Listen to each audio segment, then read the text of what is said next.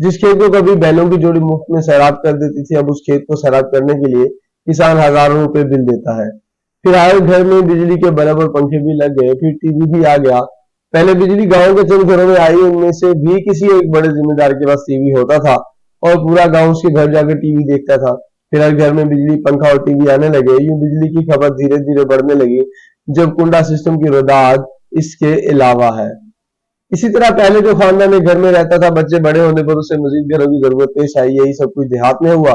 आबादी तेजी से बढ़ रही थी, यूं बिजनेसमैन तबका आगे बढ़ा और उसने आबादी के इस बढ़ते बम को गोद ले लिया।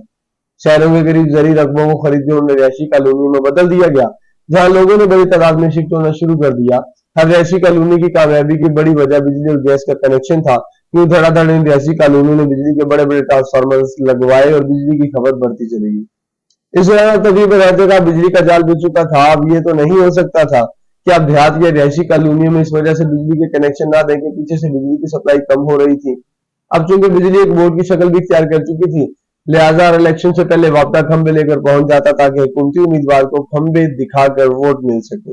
ये बिजली का मसला गंभीर होता चला गया, लेकिन बिजली कहां से आएगी ये कोई न सोच रहा था। उसका वक्ती हल ये निकाला गया कि देहात में लोड शेडिंग शुरू की जाए। देहाती लोग पहले भी खुली फिजा में रहते थे, वो गर्मी खेतों में दफ्तर गुजार लेंगे, रात को भी खुली फिजा में सोकर गुजारा कर लेंगे, जैसे वो सदियों से करते आए हैं। लेकिन शहरों में ज्यादा लोड शेडिंग नहीं करनी, क्योंकि वहां लोग हब्स और गर्मी बर्दाश्त नहीं कर पाएंगे। ये बिजली की कमी पूरी करने के लिए देहात में 15-15, 20-20 घंटे लोड शेडिंग का सिलसिला शुरू हुआ।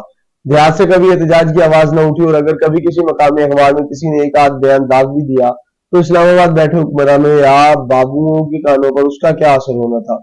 लेकिन धीरे धीरे इस बिजली के मसले ने शहरों का रुख भी कर लिया, जहां आबादी तेजी से बढ़ रही थी और रिहायशी मंसूबे जहां खुली फिजा और जमीनों पर कब्जा करते जा रहे थे, जिसकी वजह से गर्मी का असर मजीद तेज हो रहा था। वहीं कच्ची आबादियां भी अपना रंग दिखा रही थी, जहां बिजली चोरी अरूज पर थी।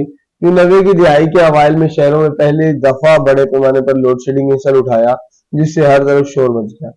मीडिया से मुंसलिक अफराद जो देहात में होने वाली लोड शेडिंग पर कान बंद किए बैठे थे, अब जब उन्हें गर्मी महसूस हुई, उनकी चीखें निकली, तो साथ ही पता चला कि अब कुछ नहीं हो सकता, क्योंकि बिजली पैदा करने के नए यूनिट्स तो नहीं लगे, नए डैम नहीं बने जो बिजली पैदा करते। न्यूक्लियर जराये से भी कम बिजली पैदा हो रही है, वो भी डिमांड और सप्लाई के इस गैप को फिल नहीं कर सकती थी। तो जैसे कभी बिजली के कनेक्शन सियासी मसला बन गए थे, अब लोड शेडिंग इससे बड़ा मसला बन गई। अब बिजली की डिमांड तो आसमान तक पहुंच गई थी, लेकिन बिजली लाते कहां से?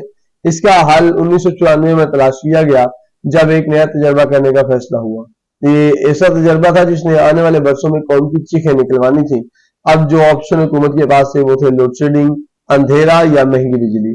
कौम ने डैम्स के मसले पर लड़ लड़कर अपने पांव पर ऐसा कुल्हाड़ा मारा, जिसने आने वाले वर्षों में इसी कौम का भट्टा बिठा दिया।